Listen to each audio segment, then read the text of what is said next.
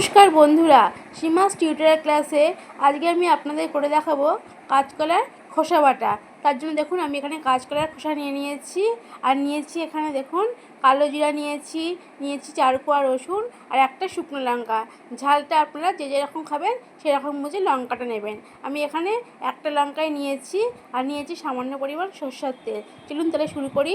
কাঁচকলার খোসাগুলো এখন আমি গরম জলের মধ্যে নুন দিয়ে হলুদ দিয়ে ভালো করে সেদ্ধ করে নেব। তার জন্য দেখুন আমি কড়াইতে গরম জল দিয়ে দিচ্ছি আর আমি এর মধ্যে দিয়ে দেবো এখন কাঁচকলার খোসাগুলো।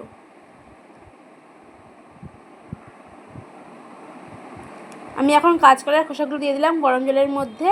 এবার দেব নুন আর সামান্য পরিমাণ হলুদ।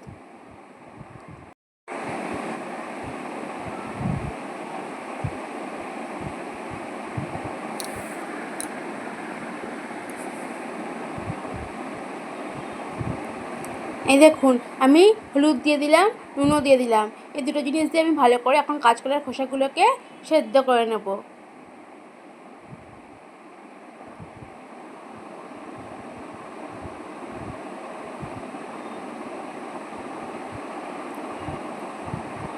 কাঁচকলার খোসা সেদ্ধ করার সময় আমি এই কারণেই হলুদ দিলাম।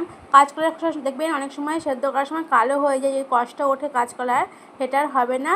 দেখতে বেশ হলুদই থাকবে, কালো আর দেখতে লাগবে না। দেখুন আমার কাঁচকলার কিন্তু খোসা সেদ্ধ হয়ে গেছে, এখন আমি নামিয়ে নেব। কাঁচকলার খোসা সেদ্ধ করার পরে আমি নামিয়ে নিয়েছিলাম, তারপরে বেশ কিছুক্ষণ রেখে দিয়েছিলাম ঠান্ডা করার জন্য। এখন ঠান্ডা হয়ে গেছে, আমি এখন মিক্সার জারে দিয়ে দিলাম কাঁচকলার খোসা আর সাথে দেবো ওই যে রসুন আর শুকনো লঙ্কা। এই সমস্ত উপকরণে আমি একটু ভালো করে এখন পেস্ট করে নেব।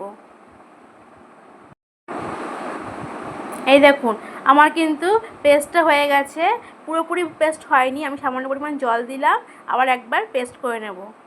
এই দেখুন জল দেওয়ার পরে আমার কিন্তু পুরো কাঁচকলার খোসা, রসুন, শুকনো লঙ্কা একদম ভালো করে পেস্ট হয়ে গেছে। এখন আমি কড়াইতে সরষের তেল দিয়ে দেবো, তারপরে আমি পেস্টটাকে বেশ ভালো করে নাড়াচাড়া করব। তার জন্য কড়াইতে আমি তেল দিয়ে দিচ্ছি, সরষের তেল। আর সরষের তেল দিয়ে রান্না করলে কিন্তু এটা খেতে ভালো লাগবে।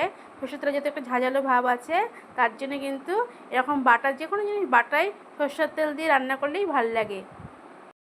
তেলটা দেখুন বেশ ভালো করে কিন্তু গরম হয়ে গেছে। এখন আমি এর উপর দিয়ে দেবো কালো জিরা। কালো জিরা ফোড়ন দিই আমি তো করব, আপনাদের দেখিয়েছি যে কালো জিরা আমি রেখেছিলাম। কালো জিরা ফোড়ন দিই আমি এখন খোসা বাটাটা করে নেব। দেখুন কালো জিরা কিন্তু ফুটে গেছে, এখন আমি পেস্টটা দিয়ে দেবো।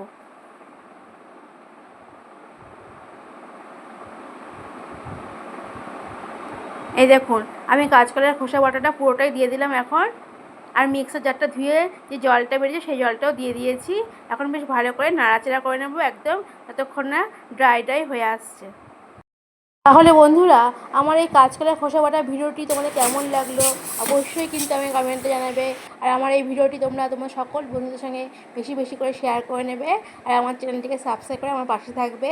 এই দেখো আমার কাঁচকলার খোসা বাটা কিন্তু একদম শুকনো শুকনোভাবে রেডি হয়ে গেছে। গরম ভাতের সঙ্গে কিন্তু এই কাঁচকলার খোসা বাটা হলে আর কিছুই লাগবে না, এই দিয়ে সমস্ত ভাতটা খাওয়া যাবে। তাহলে বন্ধুরা আজকে আসি, দেখা হবে পরবর্তী একটি ভিডিওতে।